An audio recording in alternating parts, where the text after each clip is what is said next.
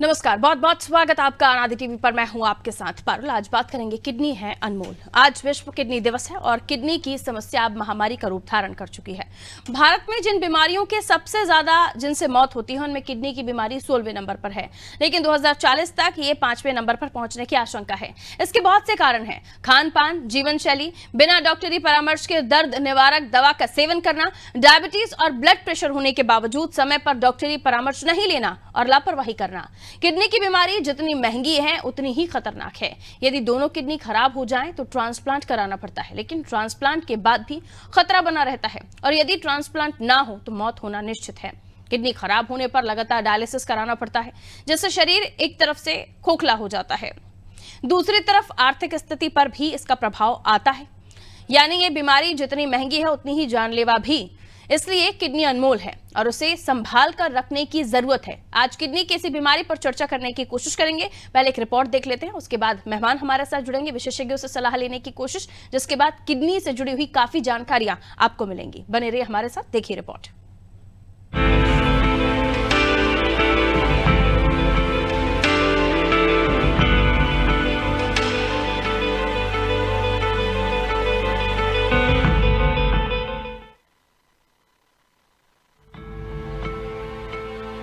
आज विश्व किडनी दिवस है। हर वर्ष मार्च के दूसरे गुरुवार को विश्व किडनी दिवस मनाया जाता है। हमारे शरीर में किडनी का कितना महत्व है, इसके बारे में जागरूकता फैलाने के लिए विश्व किडनी दिवस मनाया जाता है। आजकल की भागदौड़ भरी जिंदगी और अनियमित जीवन शैली के कारण किडनी समस्याएं बढ़ती जा रही है।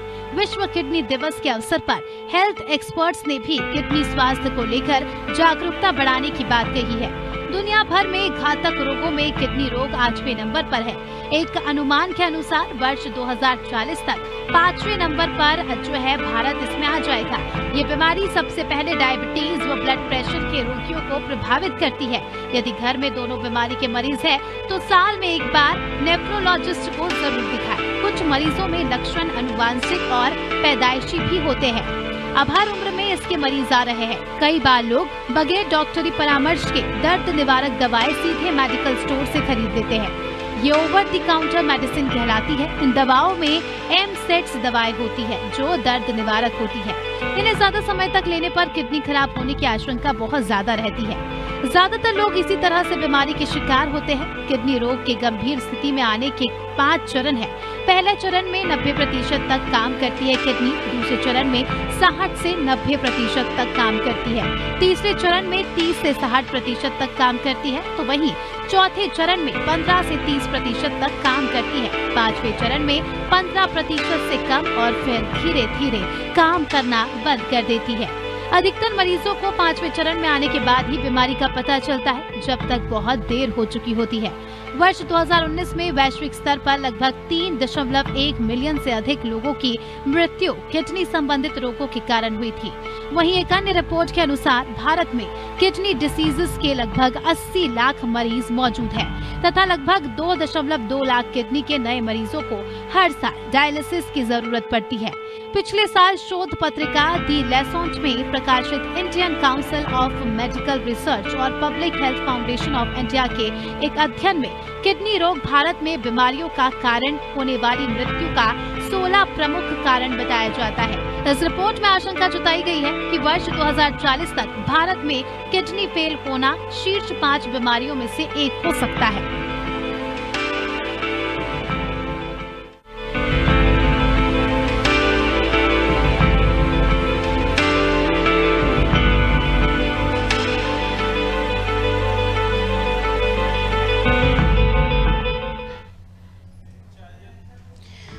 तो ये तो सच है कि कई सारी ऐसी बीमारियां हो जाती हैं किडनी से हर जुड़ी वर्ष हुई, और हम कई बार सोचते रहते हैं हमने ऐसा किया क्या कि ये बीमारी हमें लग गई। और खान पान, आपका लाइफस्टाइल, कई बार ये मॉडर्नाइजेशन के वजह से भी आप इसे अपना लेते हैं। हम गए कहीं होटल में, रेस्टोरेंट में, बर्गर खा लिया क्योंकि सब खा रहे हैं या आपकी खुद की चॉइस है, तो ऐसी कई सारी चीज़ें हैं जो हम कर लेते हैं, लेकिन बाद में बहुत ज़्यादा जब आप कह सकते हैं किसी भी चीज़ की एक्सेस हो जाती है, तब जाकर ये बीमारियां हो सकती हैं। बहरहाल और हम जानने की कोशिश कर रहे थे, हमारे साथ जो एक्सपर्ट जुड़े हुए हैं उनसे हम और भी जानने की कोशिश करेंगे। भुवनेश्वर गर्ग साहब हमारे साथ जुड़े हुए हैं। डॉक्टर साहब बहुत स्वागत आपका। डॉक्टर रंजीत चौधरी यूरोलॉजिस्ट हमारे साथ जुड़े हुए हैं। डॉक्टर रंजीत आपका भी बहुत स्वागत करती हूँ। डॉक्टर पालीवाल भी हमारे साथ जुड़ रहे हैं, प्रकाश पालीवाल जी। डॉक्टर साहब बहुत बहुत स्वागत आपका। सबसे पहले मैं रंजीत जी आपसे समझना चाहूंगी, आप क्योंकि विश्व किडनी दिवस है और किडनी को लेकर ऐसा सुनने में आता है कि कई सारी ऐसी बीमारियां हैं और अब चौथे पायदान पर किडनी से जुड़ी बीमारियां हैं, लेकिन आते आते 2040 तक हम 5वें पायदान पर पहुंच जाएंगे। क्यों इतनी सारी जो बीमारियां हैं वो किडनी से जुड़ी हो रही हैं? लोगों को बहुत ज्यादातर लोगों को इस तरह की बीमारी हो रही है, क्या आप बताएंगे इसको लेकर सर? डॉक्टर रंजीत आवाज आ रही है आपको? जी मैम जी। डॉक्टर रंजीत आवाज मिल रही है सर आपको? हाँ जी मैम, मैं ये पूछ रहा हूँ, फोन पर ही बात करनी है ना। डॉक्टर साहब मैं आपसे ये जानना चाहती हूँ कि किडनी से जुड़ी हुई इतनी बीमारियां क्यों बढ़ रही हैं? अमूमन हम देख रहे हैं कि अगर 10-20 लोगों में आप देखें तो एक पेशेंट हमें किडनी से जुड़ा हुआ मिल जाएगा। ट्रांसप्लांट के भी कई सारे मामले सामने आने लगे हैं। क्या बताएंगे आप किडनी को लेकर? मैडम, ये जो रहन सहन है उसकी वजह से जो किडनी के रोग हैं वो बढ़ रहे हैं। युवाओं में जो खान पान में जो बदलाव आए हैं, जो जंक फूड जिसे हम बोलते हैं जी सर, उसके खाने की वजह से, और युवाओं में अब बहुत कम आयु में जो है वो डायबिटीज और ब्लड प्रेशर के केस देखे जाते हैं। तो इन सब कारणों की वजह से जो गुर्दे हैं वो प्रभावित होते हैं और कम आयु में गुर्दों के खराब होने के केसेस जो है वो अब सामने आ रहे हैं। तो जब डायबिटीज और ब्लड प्रेशर का नियंत्रण समय से ना किया जाए और अनियंत्रित अवस्था में बहुत लंबे समय से इनकी वजह से किडनी पर जब दबाव पड़ता है तो किडनी जो है वो खराब होती है। और चूंकि ये कनेक्टेड जो बीमारियां हैं वो बहुत कॉमनली अब समाज में देखी जा रही हैं, इसलिए जो गुर्दे के खराब होने के केसेस हैं वो अब बहुतायत में मिलते हैं। बिल्कुल सर, खान पान से जुड़ा हुआ मेडिसिन का भी जिक्र किया गया कि आप जब मेडिसिन ले लेते हैं केमिस्ट के पास जाके, वहां वो मेडिसिन का ज्यादा सेवन भी किडनी का रोगी बना देता है। एक बहुत ही अच्छा पॉइंट जो है वो एड्रेस किया है। बेसिकली मेडिसिन में मैं एक दवाई को हाईलाइट करना चाहूंगा, वो जो है वो पेन किलर जिसको हम बोलते हैं, एनाल्जेसिक्स जिसको हम बोलते हैं। भारत में विदेशों से ये भिन्नता है कि यहाँ पर ओवर द काउंटर जो है वो दवाइयाँ केमिस्ट द्वारा जो है वो दी जाती है, जबकि विदेश में जब तक एक प्रशिक्षित चिकित्सक का प्रिस्क्रिप्शन ना हो तब तक जो केमिस्ट है वो डिस्पेंस दवाई नहीं कर सकता है। तो ये देखा गया है कि जो भी दर्द होते हैं किसी भी प्रकार के, कि बैक एक है या सर दर्द है, तो उसके लिए लोग जो हैं वो मेडिकल स्टोर में चले जाते हैं, वो कोई दवाई दे देते हैं और ना सिर्फ लोग वो दवाई खा लेते हैं बल्कि उसको नोट भी कर लेते हैं। तो भविष्य में जब भी उनको इस तरीके की कोई समस्या होती है वो उस दवाई को अपनी मर्जी से जो है वो अनियंत्रित मात्रा में उसका सेवन करने लग जाते हैं। तो पेन किलर्स में जो एक NSAIDs करके एक ग्रुप होता है, non steroidal anti inflammatory drugs, तो उनके अंदर किडनी को डैमेज करने का एक साइड इफेक्ट होता है और यदि ये अनियंत्रित तरीके से इनका सेवन किया जाए, बहुत लंबे टाइम तक किया जाए, तो ये धीरे धीरे जो है वो गुर्दे को खराब कर सकती है। इसके अलावा बहुत सारे जो ऑल्टरनेट मेडिसिन जो होती है उसके अंदर मेटल्स का यूज किया जाता है प्रिस्क्रिप्शंस में, और ये लोगों को पता नहीं होता है। तो जब ये हैवी मेटल्स युक्त जो दवाइयां हैं, चाहे वो आयुर्वेदा की हो या कोई भी ऑल्टरनेट मेडिसिन की हो, अगर ये लंबे टाइम तक ली जाती है तो इनकी वजह से भी किडनी को नुकसान पहुंच सकता है। मैं दोबारा से आपसे ये बात पूछ रही हूँ, क्या आप कह रहे हैं कि आयुर्वेद से जुड़ी हुई दवाई भी अगर आप लेते हैं और लंबे समय तक लेते हैं तो भी किडनी का शिकार हो सकते, किडनी के रोगी हो सकते? यदि उनके अंदर मेटल्स का प्रयोग किया जा रहा है तो ऐसा हो सकता है। जो सर आयुर्वेद मेडिसिन बनती हैं उनको तो बताया जाता है कि इस तरह की कोई भी चीज नहीं होती, लेकिन क्या ऐसी भी कोई मेडिसिन होती हैं आयुर्वेद में भी जिनमें मेटल्स का इस्तेमाल होता है?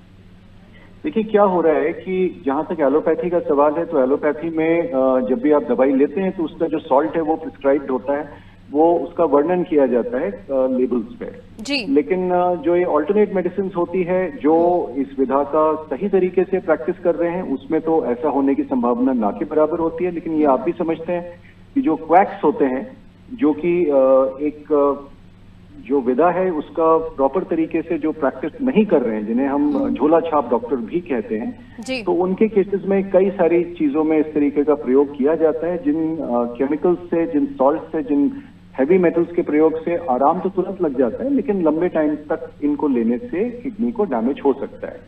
तो जो मैसेज है वो ये है कि यदि हम किसी भी चीज का, किसी भी विधा की मेडिसिन का यदि हम सेवन कर रहे हैं तो हमें ये जानकारी होनी चाहिए, और जो हमें मेडिसिन डिस्पेंस की जा रही है उसमें ये क्लियर वर्णन होना चाहिए कि उसके अंदर किन सॉल्ट्स का, किन केमिकल्स का प्रयोग किया जा रहा है। बिल्कुल। डॉक्टर गर्ग हमारे साथ जुड़े हुए हैं। भुवनेश्वर गर्ग साहब, आवाज मिल रही है आपको सर? डॉक्टर गर्ग का शायद फोन डिस्कनेक्ट हुआ है। मैं वापस रंजीत जी आपके ही पास आ रही हूँ, लेकिन इन दिनों हम देख रहे हैं कि अलग अलग तरह की बीमारियां हैं लोगों को, जिनमें डायबिटीज है, रेगुलर मेडिसिन लेनी होती है, थायराइड है, रेगुलर मेडिसिन होती है, ऐसे कई सारी डिसीज हैं जिनकी मेडिसिन आपको बता दिया जाता है कि जीवन भर आपको खानी है, तब तो आपकी गाड़ी चल पाएगी। अब आप कह रहे हैं कि ज्यादा मेडिसिन खाने से भी जो किडनी की प्रॉब्लम है वो हो सकती है। जी, ये आप ना कंफ्यूज कर रहे हैं। जी, मैंने ऐसा कहा कि जो डायबिटीज और ब्लड प्रेशर है, यदि ये अनकंट्रोल्ड हैं, ये दोनों बीमारी, जी, इनको हम साइलेंट किलर भी बोलते हैं। तो डायबिटीज और ब्लड प्रेशर का लंबे टाइम तक अनकंट्रोल, अनियंत्रित होने की वजह से सभी अंगों पर दुष्प्रभाव पड़ता है, जिसमें किडनी भी शामिल है। जी, जी। दूसरी बात जो मैंने बोली वो ये बोला कि कई सारी विधाओं में, पर्टिकुलरली जो अनरेगुलेटेड मेडिकल प्रैक्टिशनर्स होते हैं, जो छोटी जगहों में बहुतायत में होते हैं, जिनके पास में ना तो कोई प्रॉपर क्वालिफिकेशन है, ना वो किसी गाइडलाइन को फॉलो कर रहे हैं। आपने कई बार सुना होगा कि गांव में जो है वो हेवी डोज में स्टेरॉइड दिए जाते हैं। तो स्टेरॉइड का जो इफेक्ट होता है वो ये होता है कि किसी भी प्रकार के पेन में वो तुरंत जो है वो रिलीफ देता है, लेकिन उनके बहुत सारे साइड इफेक्ट्स होते हैं। जानकारी के अभाव में गलत दवाइयां ले लेना, इसे हम ऐसे भी कह सकते हैं। फिर आप तो जानकारी गलत इंसान से भी ले रहे हैं, या वो आपको सही जानकारी दे रहे हैं, नहीं दे रहे हैं। आपको एक्सपर्ट से इस मामले में बात करनी चाहिए, और हम नॉर्मल, जी आप कंप्लीट कर लीजिए सर। किसी भी विधा के प्रैक्टिशनर का पहला कर्तव्य ये है कि जब वो दवाई को डिस्पेंस कर रहा है तो उसकी पूरी जानकारी जो उस दवाई का सेवन कर रहा है उसको दी जानी चाहिए। उसके अंदर कौन सा केमिकल, कौन सा सॉल्ट, कौन सा हेवी मेटल का प्रयोग हो रहा है, उसका जो विवरण है वो एक प्रॉपर तरीके से दिया जाना चाहिए। आप गांव में या छोटी जगहों में देखेंगे कि वो पुड़िया में दवाई जो है वो बांधकर लोगों को दे देते हैं, और सेवन करने वाले मरीज को ये ज्ञात नहीं होता है कि वो दवाई जो खा रहा है उसके अंदर है क्या। तो मेरा ये जनमानस से निवेदन है कि जब भी हम कोई भी दवाई लें उसको हम एक डॉक्टर की प्रिस्क्रिप्शन से और एक रजिस्टर्ड मेडिकल प्रैक्टिशनर के द्वारा जब वो प्रिस्क्राइब कर दी जाए तो हम एक केमिस्ट से लें, और हम केमिस्ट से उस दवाई का एक विवरण लें कि उस दवाई में कौन कौन से केमिकल्स और सॉल्ट्स का प्रयोग किया गया। बिल्कुल। डॉक्टर गर्ग हमारे साथ जुड़े हैं। डॉक्टर साहब, आवाज मिल रही है आपको सर? जी, आ रही है। डॉक्टर, अगर किडनी को लेकर हम चर्चा कर रहे हैं, और डॉक्टर रंजीत भी हमारे साथ जुड़े, उन्होंने भी काफ़ी हद तक चीज़ें बताई, लेकिन अब शुरुआत से मैं थोड़ा सा और विस्तार में आपसे जानकारी लूं, तो अगर कोई भी चाहता है कि वो किडनी का बीमार ना हो या किडनी का रोगी ना हो, तो उसे शुरुआती दौर से किस तरह का ध्यान रखना चाहिए, और अगर किसी तरह से किडनी वीक हो रही है तो उसमें किस तरह के सिम्टम्स सामने आते हैं? डॉक्टर साहब देखिए, बहुत सीधी सी बात है कि हमारे देश में आज भी 70 से 75-80% जनता झोला छाप डॉक्टरों के चंगुल में है, और वो एक तरह से पूरी ओवर द काउंटर डिस्पेंसिंग का काम करते हैं, जहां उस गरीब जनता के पास कोई बहुत ज्यादा आधार नहीं है कि वो उनके बारे में जाने पहचाने, दवा के बारे में दरियाफ्त करे, तो उसे केमिस्ट से पूछे या किसी भी, तो वो तो उसके पास जाता है, उसको काम पे जाना है, तो वो सुबह से एक ड्रिप चढ़वाता है, एक इंजेक्शन लगवाता है, पुड़िया की 4 गोलियां खाता है, जिसमें एक एंटीबायोटिक, एक पेन किलर, एक, तो ये जो ट्रीटमेंट का पार्ट है ये आपके शरीर को बहुत तेजी से, एक गोली भी आपका लिवर उड़ा सकती है, एक गोली पेन किलर की आपकी किडनी शट डाउन कर सकती है। तो यहाँ बहुत संकट खड़े होते हैं कि अगर मरीज या आम जनता को हम जागरूक ना कर पाए। आज 70 साल आजादी के बाद भी, आयुष्मान योजना होने के बाद भी, व्यापम जैसे हम डॉक्टर करेंगे तो हम मरीजों को कैसे मदद कर पाएंगे? आम आदमी को देखना होगा कि बहुत ज्यादा पानी की कमी उसके शरीर में नहीं होना चाहिए। किडनी शटडाउन या किडनी को खराबी होने में पानी की कमी बहुत बड़ा योगदान है, और उसके साथ फिर ये जहरीली टॉक्सिक दवाइयां बहुत नुकसान करती हैं। इसलिए लोगों को चाहिए कि अपने आप को थोड़ा सा जागरूक करें। आज हर एक के पास मोबाइल है, नेट अवेलेबल है, हिंदी में भी, अंग्रेजी में भी, अपनी भाषा में वो उसके ऊपर जानकारी ले सकता है और उसके ऊपर थोड़ा सा अपने आप को जागरूक कर सकता है। इस जागरूकता को फैलाने से मुझे लगता है कि अगर हम लोगों को किडनी कैसे काम करती है, उसका फंक्शन कैसे है, किडनी को हाइड्रेशन कितना मिलना चाहिए, किडनी एक अवस्था में कितना यूरिन पास करना चाहिए, अगर ये सब चार्टिंग बता पाएंगे तो मैं समझता हूँ कि लोगों को बहुत बेनिफिट होगा। और सबसे बड़ी बात कि किसी भी झोलाछाप डॉक्टरी में पुड़िया की दवाइयाँ ओवर द काउंटर, खासतौर से हरे पत्ते की दवाई चलती थी, हरी गोली चलती थी, इनको लेने से बचना चाहिए। बिल्कुल, और ये जानकारी खास तौर पर उन लोगों के लिए जो अमूमन किसी भी छोटी से छोटी बीमारी को लेकर चले जाते हैं और कैमरे से कहते हैं एक दर्द की दवा दे दो, और फिर उनका दिनचर्या रूटीन जो है एज इट इज़ हो जाता है। डॉक्टर रंजीत, किडनी को लेकर अभी भुवनेश्वर गर्ग साहब ने भी बताया कि कुछ ऐसी चीज़ें जिसको आप समझने लगें तो शायद आपको समझ आ जाएगा कि आपकी किडनी कितनी दुरुस्त है, और कुछ चीज़ें जिनको आप शामिल कर लें अपने रूटीन में। जैसे हम देखते हैं कि कई बार वाकई मैं भी कई बार हो जाता है कि पानी पीना भूल जाते हैं वर्किंग शेड्यूल में, और कई बार ऐसा होता है कि हम सोचते हैं कि ये बॉटल है, इसको हम इतनी बार फिनिश कर लें, तो जहन में होता है लेकिन वो रूटीन में नहीं आ पाता। तो ऐसे कई सारे लोग हैं जिनकी अलग अलग समस्याएं हैं, जो शायद नहीं समझ पा रहे कि उनको किस तरह से चीजों को फॉलो करना चाहिए। दूसरा, ट्रांसप्लांट को लेकर भी मैं आपसे सवाल करना चाहती हूं कि कई लोग हैं जिन्हें लगता है कि उन्हें ट्रांसप्लांट के लिए कह दिया गया है तो वो बहुत बड़ी परेशानी हो गई है। ये कितना सेफ है? अगर किडनी ट्रांसप्लांट के लिए एडवाइस किया जा रहा है किसी भी वजह से, तो आप उन्हें क्या समझाएंगे? देखिए, ट्रांसप्लांट या डायलिसिस का केस तब बनता है जब end stage renal disease categorize हो जाए। एंड स्टेज रीनल डिजीज का मतलब होता है कि जो किडनी का जो फिल्ट्रेशन रेट है वो स्टेज 5 यानी कि बहुत ही कम मात्रा में किडनी जो है वो काम कर पा रही है। तो ऐसी अवस्था में मरीज को जीवित रखने के लिए किसी प्रकार की प्रणाली की जरूरत पड़ती है। तो या तो हम एक मशीन जिसको हम डायलिसिस बोलते हैं उसके जरिए, या फिर हम गुर्दा का प्रत्यारोपण के जरिए जो है मरीज को जो है एक स्वस्थ जीवन दे सकते हैं। जी। आपका जो सवाल था कि गुर्दा प्रत्यारोपण कितना सेफ है, तो ये प्रणाली जो है वो अब वर्षों से 1954 में जो पहला गुर्दा प्रत्यारोपण हुआ था तब से बहुत सारी इस पर रिसर्च और बहुत सारे एडवांसमेंट्स हो चुके हैं, और ये एक बहुत ही कारगर तकनीक है, बहुत ही सेफ प्रणाली है। और इसमें जो गुर्दा प्रत्यारोपित किया जाता है उसे शरीर जो है वो रिजेक्ट ना करे, उसके लिए भी बहुत अच्छी दवाइयों का विकास हो चुका है जिनको हम इम्यूनोसप्रेसेंट्स बोलते हैं। तो डायलिसिस की अपेक्षा गुर्दा प्रत्यारोपण बहुत बेहतर जो है वो एक तकनीक है। और जहां पर भी ये संभव हो, जहां पर भी संभव का मतलब है कि यदि मरीज की उम्र बहुत बहुत ज्यादा ना हो जी, और मरीज की अवस्था ऐसी हो कि वो ना सिर्फ ट्रांसप्लांट का ऑपरेशन जो है वो टॉलरेट कर सके, बल्कि वो इम्यूनोसप्रेसिव मेडिसिन के जो साइड इफेक्ट्स हैं वो भी यदि टॉलरेट कर सकता है, तो इसमें कोई दो राय नहीं है कि ऐसी कंडीशन में ट्रांसप्लांट ही करना चाहिए, गुर्दा प्रत्यारोपण ही करना चाहिए, और डायलिसिस जहां तक हो सके उससे हटा के मरीज को गुर्दा प्रत्यारोपित कर देना चाहिए। बिल्कुल। डॉक्टर गर्ग, हम जब डॉक्टर से चर्चा करते हैं तो ये एक बात जहन में आती है और ये हमें बताई भी जाती है कि आप साल में एक बार हर अपनी बॉडी का चेकअप ज़रूर लें।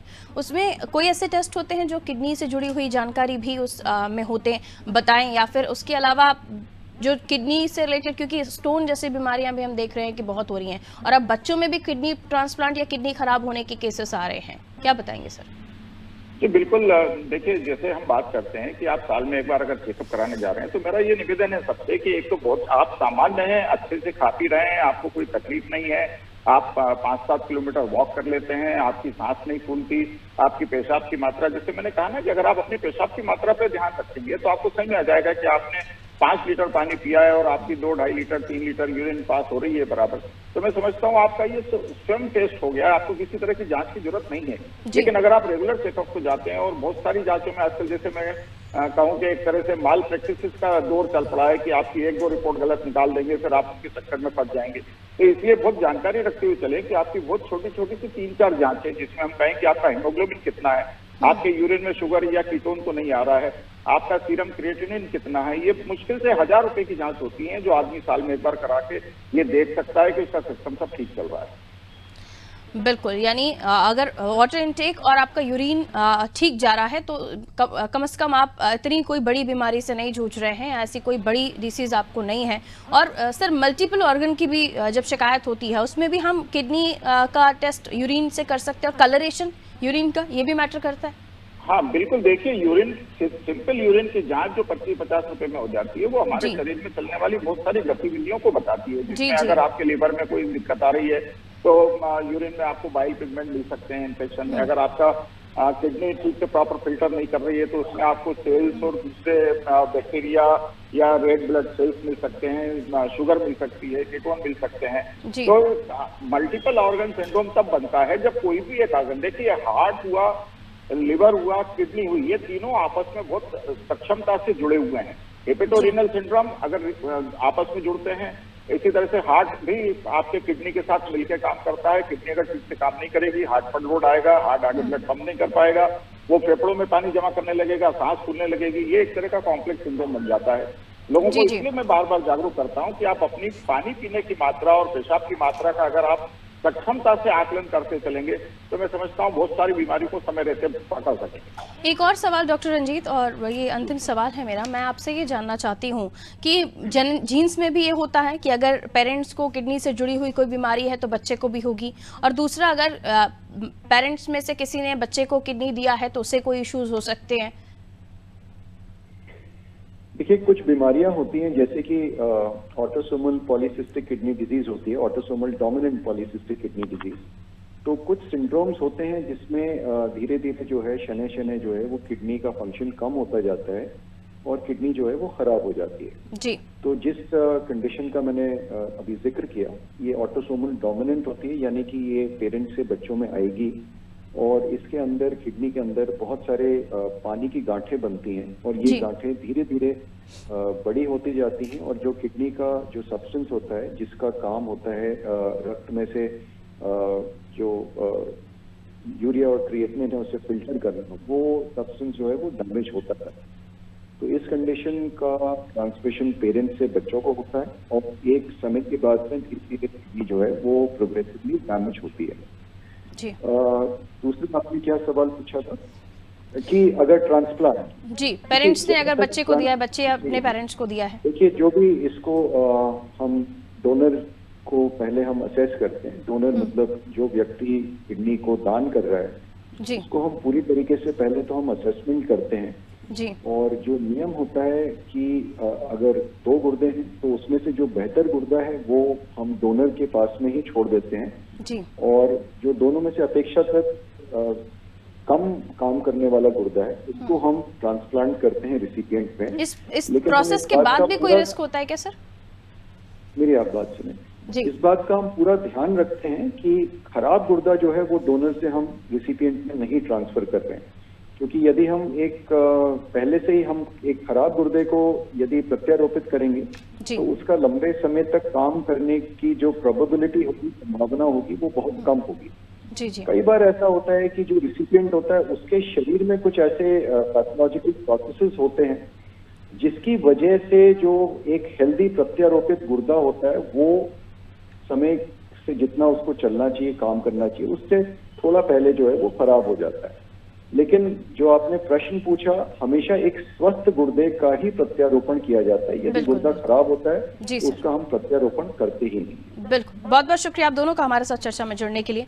किडनी दिवस विश्व किडनी दिवस है और इसलिए चिंता का विषय हो चला है क्योंकि हम किडनी के पेशेंट्स बहुत ज्यादा बढ़ते हुए देख रहे हैं। देखिए आंकड़े देखिए तो दुनिया भर में घातक रोगों में किडनी 8वें नंबर पर है और 2040 तक जब आप आएंगे तो 5वें नंबर पर यह बीमारी आ जाएगी। किडनी से जुड़ी हुई बीमारियां क्यों बढ़ रही हैं? आपका सही खान पान ना होना, आपके लाइफस्टाइल में डिफरेंस आ जाना और उसके अलावा किसी भी बात पर मेडिकल पर जाकर, केमिस्ट से जाकर आप दवाई ले लेते हैं या फिर आप ऐसी जगहों पर रहते हैं जहां पर डॉक्टर आपको पुड़िया वाली दवाई बनाकर देते हैं, उनसे भी बचिए क्योंकि आपको पता ही नहीं चलता उस दवाई में क्या है। कई बार मेटल पार्टिकल्स होते हैं दवाइयों में जो बाद में जाकर आपकी किडनी को इफेक्ट करते हैं और किडनी खराब हो जाती है, किडनी से जुड़ी हुई कोई बीमारी आपको हो जाती है। इसलिए सतर्क रहने की जरूरत है, जागरूक रहने की जरूरत है। कोई भी दवाई खाने से पहले उसके बारे में पता कर लीजिए, उसमें किस तरह के मेटल्स है, किस तरह की चीजें हैं, तब जाकर उसका सेवन कीजिए। और जितना हो सके कम दवाइयां खाइए, क्योंकि अगर दवाइयों को आपने अपनी जिंदगी बना लिया तो किडनी की जिंदगी कम हो जाएगी।